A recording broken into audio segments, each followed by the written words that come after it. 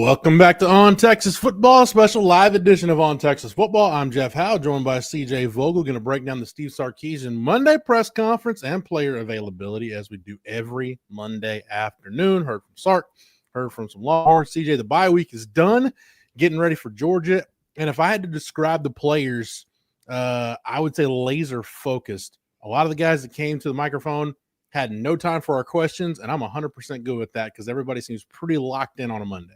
Yeah, they absolutely were. They had no time. I even asked Arch. I said, "Hey, man, you got to prepare for the cowbells. Have you ever prepared for barking before?" And he's like, no. What are you talking about?" I was like, "All right, well, you see, they're in no mood, Jeff, to joke around or to really waste any time." And it started this morning with a great round of meetings. They watched some tape. They went out on the field and they started to install or at least carry over some of the installations from a week ago for the Georgia game. But to your point, they're dead set focused on that trip to Athens on Saturday and coming back home with a win and continuing the season for what they believe to be a college football playoff team.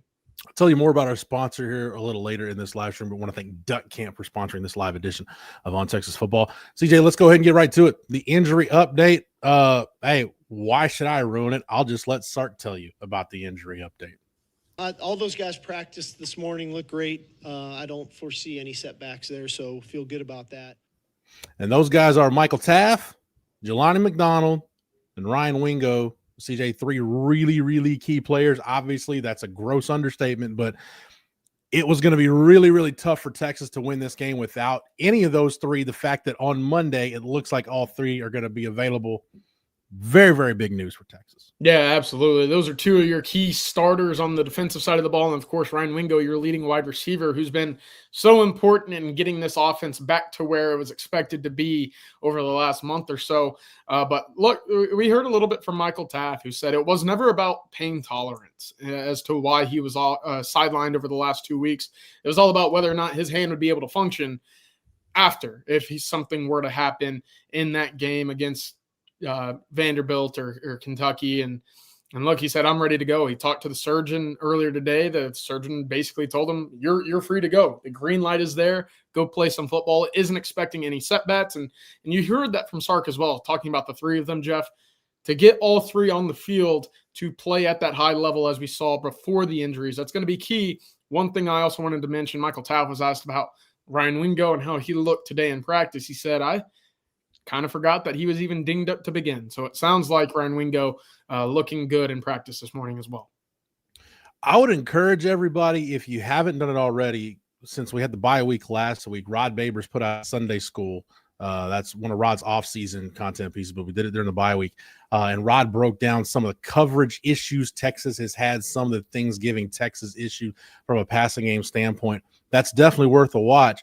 But, CJ, I think I'm expecting it to be cleaner on the back. Not to say Georgia's not going to have big plays, because this Georgia, we'll get into Georgia throughout the week in this live stream. But, you look at the nature of the Georgia offense, it's a different passing game than the last one Texas saw. But I just think having Michael Taff back there from a communication standpoint, having Jelani McDonald on the field, from a personnel and communication standpoint, it's going to be night and day from what the secondary was dealing with in the fourth quarter of that Vanderbilt game. Yeah, I think you're absolutely correct. And look, Texas had took on some bumps and bruises over the last month or so playing on the road and seeing some of these passing offenses. But to your point, they never were busted in coverage until Vanderbilt. And that will help spurt that fourth quarter comeback by the Commodores. And look, going on the road, communication is going to have to be at its very highest. And for Texas right now, to get the leader of the team, Michael Taff, back and the mouthpiece of that secondary back on the field, it's huge. It's huge if they want to go back in on the road and take care of business this weekend. That's going to be very important because, and I'll even add what Sark said. He said, look, getting 4, 16, and 17 healthy is going to be key, talking about Xavier Filsaime in there as well. And then he mentioned the cornerbacks, and I thought this was really interesting. He said whether it's Malik Muhammad, whether it's Jalen Gilbo, whether it's Cade Phillips on the field, they're going to need to know what kind of coverage, what kind of protection, everything is going in on that back end. But it was very interesting to hear Cade Phillips' name mentioned in there after 19 snaps a week ago against Vanderbilt. Yeah, when you look at Georgia's pass game, it's different because they added two pretty big-time guys in the transfer portal, getting Noah Thomas from Texas A&M and Zachariah Branch from USC. And if you watch the Mississippi State game, both those guys made massive plays in that game. And Dylan Bell's a guy that we saw there last year. And we know the Georgia receiving core had its issues with drops and just consistency last season. But CJ, that's the thing to me that separates. There's a couple things that separate this Georgia offense from the offense Texas saw last year. One, I think it's the dynamic, the consistently dynamic production they're getting at wide receiver. Like, they know they can count on a couple of big plays per game. I think the accuracy of Gunnar Stockton compared to what they were getting with Carson Beck last year. And then the fact that Georgia just on the hoof looks just as good. Sark alluded to this, like they lose offensive linemen, they bring in a new group, and it looks the same as the guys they've had previously. And with a couple of healthy running backs, CJ, they're running the ball much more consistently than they were last year. So if you just look at the eye test and the numbers, it's a little bit of a different Georgia team, but without question, a much tougher test for Texas from a back of the defense standpoint facing Georgia this year compared to last year. Yeah, absolutely. I think it's a very different makeup of a Georgia team than what we've seen, obviously, in 2024 and beyond when Georgia was winning national championships. I think what's interesting is, well, one, they have wide receivers and pass catchers that can catch the football this year. Jeff. That's certainly a big part of it. But there is so much more explosivity in the passing game this year. And a big piece of that is obviously Gunnar Stockton. He is a great play action quarterback. The numbers back that up. About 78%, according to Pro Football Focus, in his play action passes this season. That's something that Texas is going to have to be very cautious of, especially when Georgia gets into those 12 and 13 personnel sets with multiple tight ends on the field. And I wanted to make a point of this. Lawson Lucky got dinged up pretty good against Mississippi State. He is one of Georgia's starting tight ends this year. He took a big blow to the head. Kirby said, quote, "He is doing well. I think he's going to make a good, quick turn, but we will see," end quote there. Of course, Lucky, one of the top playmakers for Georgia this year, but that won't mean that they will be short of any big-time playmakers outside of that as well. No, and Georgia's tight ends in the run game are really, really pivotal to what they do. If you've watched Georgia play this year, and I watched the Mississippi State game, they can get a little handsy when setting the edge, but regardless, Lucky and Delp, that whole crew, Georgia's got some really, really good tight ends. Shocker, I know Georgia has good personnel, but CJ, the matchup I'm fascinated to see is the Texas defensive front against that Georgia run game. Like I said, Georgia running the ball much more consistently than they were last year. I mentioned that offensive line. Nate Frazier looked really good against Mississippi State, ran for a 181 and had a 59-yard touchdown. And, to your point, their ability to flip the run, utilize the run, and then go play action off of that. But CJ, I can't state this enough, and I'm knock on wood, I hope I'm not jinxing the Texas defense when I get into this, but all of them, whether you look at the advanced statistics and the metrics or you look at the raw numbers, everything is trending to this run defense right now being the best run defense Pete Kwiatkowski has had since he's been the defensive coordinator at Texas. And every year now, Texas is losing front seven personnel to the NFL, and they manage, whether it's through player development to the high school guys or going into the transfer portal, they manage to reload, and the run defense, not only does it not take a step back, CJ, it somehow manages to get better every year. I know that's a mentality thing, but that may be the most impressive thing about this year's team, is especially considering the turnover with the interior defensive line. Yeah. The fact that Texas is going to go into this game with arguably the best run defense in the country, fantastic matchup, Georgia's run game against the Texas run defense. Yeah, absolutely. We heard a little bit of Ethan Burke today as well, saying, look, we take pride in being able to stop the run and getting after the quarterback. And to your point, Jeff, Texas right now, 34 sacks on the season. That's only one behind UConn, who of all teams, UConn is leading the country. Imagine saying that a few years ago, given where they were as a program. But number 2 in the country in sacks, and you pair that up with that run defense, man, it's all about getting that communication on the back end, and then you'll see that Texas defense return back to what we expected this defense to look before, outings against Mississippi State and Vanderbilt kind of balloon that per game averages on both standpoints there to a level that I don't think many expected to see this year. Yeah, I wanted to double check because the NCAA stats have been updated. Texas right now number 2 in the country against the run. 78.2 yards per game allowed. Texas Tech right now, number 1 nationally against the run. Both those defenses, Texas and Texas Tech, allowing 2.41 yards per carry. That's tied for second in the country. Only Pitt is better against the run in terms of yards per carry allowed. File that away for the Pitt Notre Dame game this weekend, by the way, if you're watching other football games, considering the college football playoff situation for Texas. CJ, we'll get into, and thanks to Matthew behind the scenes for putting some cuts together. We'll get to some cuts, but right now, I want to thank our sponsor for this live edition of On Texas Football. That's our friends over at Duck Camp. Duck Camp makes gear for folks who live for being out there, whether that's in a duck blind at sunrise or on the 40 acres for a Saturday kickoff. Born right here in Austin, Duck Camp builds best-in-class hunting and fishing apparel that works just as well for a full day in the field as it does for a long day of tailgating. From sun protection shirts that keep you cool during those early season scorchers to their iconic game series hats that feel like instant classics, Duck Camp gear is ready for football season, hunting season, and every season in between. Get out there, stay out there, and hook them. Shop Duck Camp at duckcamp.com and On Texas Football Family. Use the promo code ONTexas25. That's ONTexas25 for 25% off of your order at Duck Camp today. All right, we'll get into let's go ahead and get into some more of these cuts. Texas getting back on the road. A lot of talk about this today, CJ. Just getting in, going war between the hedges, going to Athens. A lot of questions regarding, hey, what did you guys learn about those games away from DKR in October that you can spin forward or put a better foot forward than you did against Ohio State or Florida in those big road environments? This is Sark talking about just that process of getting to Athens, getting to the stadium, and taking it all in. Definitely will appreciate it, and I hope our players do too. This is one of the beauties of going into this conference is the opportunity to play in some of these stadiums around the Southeastern Conference, and clearly they do a great job with their in-game kind of just energy from the fans to the players and the whole thing. And at night, we all know what that is, and so I think inevitably for us is to hunker down, take it in, and then we got to fuel one another. We got to lock arms. We got to go fight. We got to go battle collectively together. We got to stay enamored with us. But I'd be remiss if I didn't take it in, if our players didn't take it in, because I think that's when teams can get overwhelmed. You got to embrace the moment. You got to embrace the environment that you're in, and then you got to go fight and you got to go compete.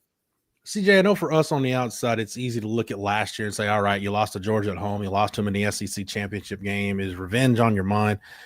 Sark and the players shot that down today, and I think Ethan Burke probably said it best. Look, he said, hey, it's competing for an SEC championship. Colin Simmons said something similar, competing for an SEC championship. That should be all the motivation you need. I mean, basically at this point, for Texas, the focus to me should be, and it sounds, at least from the outside looking in, it is, you had to win those games in October to get to this position where you're in November with your destiny in your own hands. You control it.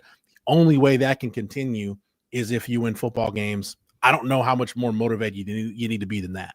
Yeah, absolutely. Texas Dude actually puts it perfectly here. Enamored with us. That's something Sarkisian mentioned. We heard it from a number of players as well. That's kind of the rallying cry so far this week, right? It's nothing about what happened a year ago. It's nothing about even the parallels of going to Tuscaloosa in 2023 and winning there and drawing some of those, similarities to this weekend against Georgia. It's all about going day by day, practice by practice, meeting by meeting to ensure that they are best prepared for what's ahead this Saturday. And that's a resounding theme that we heard today, Jeff, is this team is laser focused, as we talked about at the very beginning of this episode. They want to win this football game, and they don't care what happened a year ago with previous teams or any of the outside noise, because they're very well driven to the fact that their SEC championship hopes rely on this game. Yeah, Greg Powell mentions it, and I like this. It has been disappointing Texas on the road, whereas they have been good up till this year. Young team, less experience. And the last couple of years, being enamored with us is something you always talk about. And I appreciate Sark even mentioning it today, CJ. Maybe early on, this team was looking too much at the big picture. Like, go back to camp, we heard guys openly talking about competing for an SEC championship and a national championship. And like you assume, like you're opening with Ohio State, there's going to be like, you're going to be motivated for that game. Not to say they were distracted or weren't motivated or anything like that. But I think this team has kind of had to grow into that and taken their lumps and had to learn some tough lessons to be like, no, if you want to go on the road and win a football game in college football, especially in the SEC, you have to be 100% enamored with what's right in front of your face. And Sark even used that terminology today. So that doesn't mean they're going to beat Georgia on Saturday, but I do think this team has learned, hey, if to win these games, this is the kind of mentality you've got to take in there, and it's got to start early in the week. Yeah, between the hedges, hearing all the barking as we talked about, you can't focus on the outside. And, you know, to your point, getting back to the day-by-day process, we heard Parker Livingston talk about it today. He's like, hey, man, I don't care what we do on Thursday or Friday or Saturday, right? That the game will come, you know, and Saturday will be here before we know it. But if I don't prepare on Monday or Tuesday the way that I need to, it won't matter what happens on Friday or Saturday because I didn't take care of business earlier in the week. So I think it's huge. And on top of that, I've seen some chatter in here about Connor Robertson and playing on the road and getting that offensive line back to where it was, or, you know, where it was kind of expected to be with the changes they've made previously. I asked Ethan Burke and Michael Tapp both questions about Connor Robertson, saying, hey, y'all played with him at Austin Westlake. Y'all have known him for a long time.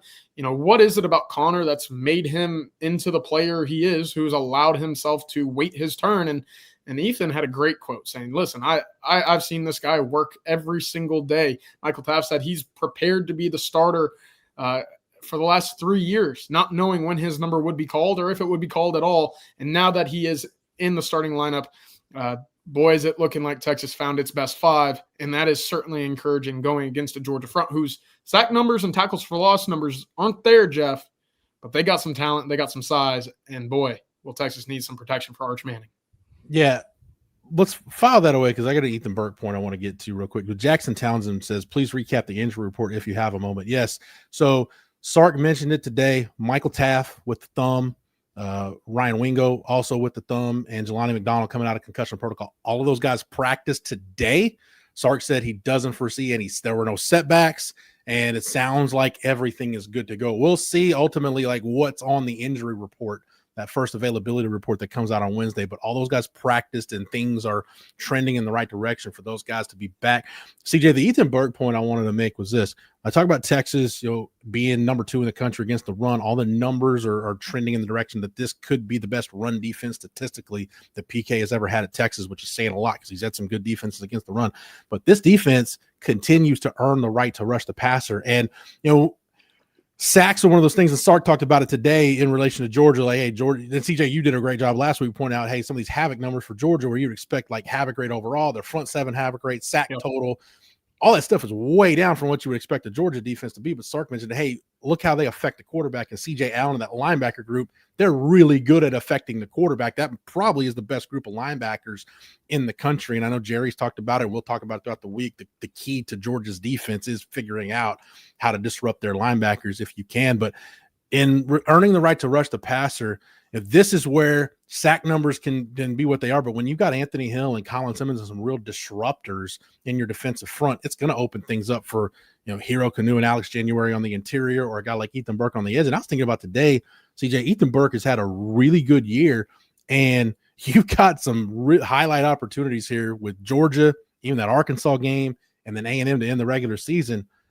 Ethan Burke has the potential to make himself a lot of money in the next few weeks. Oh, he absolutely does. And that's encouraging, right? This is where you want to continue that sustained level of success and production and development across your defensive line. And Burke has certainly answered the call there. And that should give Texas fans a lot of, optimism for what's down the line. When you look at a Smith Orogbo or a Lance Jackson or some of these younger cats that are starting to get their feet wet as well, I look even more so at how can these guys affect the quarterback for Texas while also being aware of the 330 yards rushing that Gunnar Stockton can bring with his legs. And I think you have obviously a number of different answers that you could throw out there to spy or contain Gunnar Stockton. It's going to be really interesting. How does Brad Spence fit into this game plan? We saw him drop back and kind of be used as a spy against Diego Pavia pretty often. Is that what Texas wants to do against Gunner Stockton as well, Jeff, to let the rest of those guys up front go eat? Or, hey, Brad Spence, you can rush the quarterback too as well pretty well. What does that mean for a Ty Anthony Smith or a Leon Galafau or a Colin Simmons, who we've seen drop into coverage every so often as well? Plenty of options. I'm sure we won't get the full answer until we see the game kicked off on Saturday, but that's something else I'm watching as well.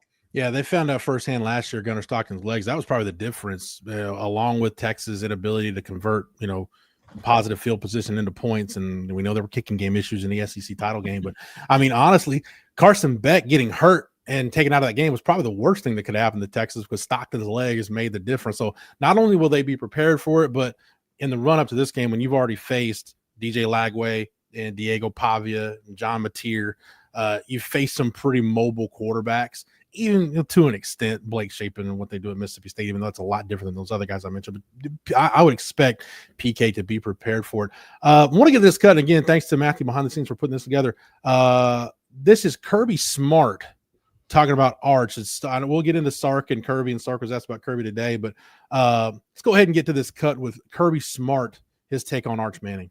And with more confidence. I think number one, he's getting better protection. He's seeing things well. He's making good decisions. He's getting the ball out of his hand quickly. He's maturing. He's had an opportunity to play and grow, and you don't really get that until you get out there and play. He played a good bit last year, but the kind of games he's had to play in this year, just a different stature in terms of the SEC gauntlet. And just, you watch game by game. I watched yesterday each game throughout the year and watched him just grow and play better. He's extending plays. He's doing really well with scrambles, keeps his eyes downfield. He doesn't look at the rush. He's made some really impressive wow throws, and they're playing better offensively. CJ, I wrote it this weekend at ontexasfootball.com, and this was going into the weekend. Arch, I think only Lenore Sellers had faced more pressure among FBS quarterbacks this year than Arch has. And you look at how he grades out a Pro Football Focus against pressure, against the blitz. He's one of the very best quarterbacks in the country against pressure. And he's going to see a ton of it against Georgia. And that's the one matchup. And I want to get your take on this, because I know coming out of the Vanderbilt game, you really tried to not get too excited about the offensive line and the progress they made. Yeah. But for Kyle Flood and that group, they've had their ups and downs this year, but this is the game by which they will be judged based on what we saw last year, whether it's in the run game or protecting Arch. And a Kirby Smart, Glenn Schumann defense, Arch is going to see a ton of looks and a ton of different pressures. Yeah, the exoticness of what Georgia's able to do up front is going to be on display. But I wanted to go back because I was tapping the brakes pretty heavily, Jeff, and that was the best Texas protection we had seen the entire season. And I don't think it was remotely close. You only have 1 tackles for loss the entire game, only 6 pressures on the quarterback allowed. And it's not like Texas was just, throwing quick slants or quick bubbles the entire game. No, Arch had pockets. And that's what's encouraging, because when he is able to sit back there, get into a rhythm, get his feet right, and deliver a football, he's pretty good at it. Yeah. We just haven't been able to see that consistently week to week. And fortunately, Texas has allowed itself to win enough football games to play long enough to have maybe figured out some of those issues.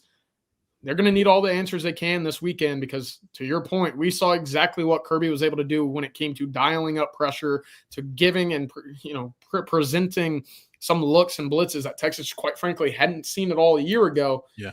He's going to have something for Arch Manning as well. We can guarantee that. But how can Texas get out of those slippery situations? That's going to be the key. I feel like as we sit here on Monday, I feel like the one thing I can say definitively about the 2 games last year relative to this year is I think in the first half of the first game last year, Texas hadn't seen defensive speed like they saw with Georgia. Yep. But I think now, CJ, after Oklahoma's probably got the best defensive front in the country. You've already faced them. And we know Florida's got athletes up front, and Vanderbilt's really sound and really good at what they do. I don't think that speed and athleticism that Georgia brings to the table, while it's notable, I don't feel like it's going to shock Texas like it did in the first half of that first game last year. No, definitely not. And I think a little bit of that, Jeff, kind of stuck with Arch earlier in the year when he was so sped up, it wasn't because he couldn't play the level. I think it was because he was expecting that Georgia speed that he saw at home against Georgia a year ago. And, that's why I thought you saw him kind of speed through progressions, kind of speed up his mechanics. And, he's slowed down. He mentioned it today. The game has certainly slowed down in the sense of, hey, I know when I feel pressure, I still have time to get the ball out, or I can get rid or outside of the pocket. It took him a long time to get out of that Georgia mindset of what he was expecting. And it certainly didn't help that the offensive line was still porous at the time. But no, I think you're going to see, again, that internal clock is going to be really key this weekend for Arch Manning. Yeah, it's I was thinking about it today because I was getting ready to ask Sark a question, and I decided not to. I was like, you know what, I can ask something kind of big picture or off the beaten path. But CJ, we're at the point in the year where it's time for asking silly, innocuous questions is over, and like you're down to these last 3 games, and like I know I keep saying it, but it's true. Like you've worked the whole year to get to this point. Like everything coming off the Cotton Bowl loss to Ohio State, everything we thought about this team. Hey, where are you going into those last 3 games? Well, you're right there with everything in front of you. All you got to do is just keep winning football games. Easier said than done, but these are going to be 3 really fun tests to test it. It'll test this team. It'll test this program, and to watch this team grow. I'm just excited for these last 3 games as I could possibly be. Yeah, when the schedule released this month, this little quadrant of the season was circled as make or break. I don't think many expected this is where Texas would be at this point of the year, but you're here, 7-2, 3 games left. It's make or break time, and boy, is it one where Arch Manning, Steve Sarkisian, Colin Simmons, everybody that we just talked about can sure as hell make quite a statement going into the postseason. And we'll wrap it up here with this last cut from the press conference today. This is Sark talking about game planning, and CJ, I'll set it up with this, and we can talk about it afterwards. I said it before Oklahoma, I said it before Vanderbilt, and I'll say it again. To get this win, we need the 2024 Michigan game plan, the 2023 Alabama game plan. That's got to be the version of Steve Sarkisian we see on Saturday. This is Sark talking about game planning for a big game like this. Players in the best position to be successful. I think that we can't ever lose sight of that. Sometimes you can put in plays or defenses or special teams plays on a whiteboard that look good, but the matchups matter. And so you're always trying to find favorable matchups. You're always trying to put your players in position to have success. And that's no different than any other game. But again, you got to look at the matchups because you got to try to create favorable matchups. You got to try to create favorable angles for yourself to create positive plays. It's not just about how's it look on a whiteboard. It's really, the circle on defense, who is that guy? What number is he and what is he good at compared to the circle that you have on offense or defense, whatever it is. The matchups definitely matter in gameplay. And CJ, Sark mentioned this too, and I'll let you get the final word on this. It was asked about, hey, your big time player stepping up in this game. That was another thing that made the difference in the 2 games last year because, it's not that Texas didn't get good efforts from Janae Barron or Matthew Golden or other guys in those games, but you look at Georgia got the best versions of Jalen Walker and Michael Williams and Trevor Etienne. The best versions of the guys that they needed to be big-time players were apparent in the 2 Texas games last year. Yeah, absolutely. Texas is going to need their big headline guys to make plays just like that. But this, to me, all falls on the shoulders of Steve Sarkisian. And I say that because, look, you're 0-2 against Kirby, 0-2 against Ryan Day, 0-2 against Kalen DeBoer. At some point, you're going to have to get in that win column against those elite coaches. And this is a year where you desperately need a win to get back up to where preseason expectations were and continue your season into where you want it to be to round out the 2025 season. This is a how deep in your bag are you willing to go, Sark, game for me. Let's see how it goes on Saturday. No doubt. All right, CJ, thanks for the knowledge and expertise as always. And thanks to everybody. The chat was lively for this one, and do appreciate it on a Monday afternoon. It's going to be a fun week. Thanks to Matthew behind the scenes for producing it, getting those cuts together, and thanks to Duck Camp for sponsoring it. If you're not a member over at ontexasfootball.com, you can get over to the site right now and sign up using the promo code OTFOG, and that'll get you 1 year of access on the site for $39.95. Make sure that you like this video and that you're subscribed to the On Texas Football YouTube channel. That way, whether it's here on the channel or on the site, you're not missing any of our coverage before, during, and after every Texas game this season and this massive week leading up to Saturday's game in Athens against Georgia. For CJ, for Matthew, for the entire On Texas Football staff, I'm Jeff Howe. Thank you so much for watching and listening. And until next time, hook 'em.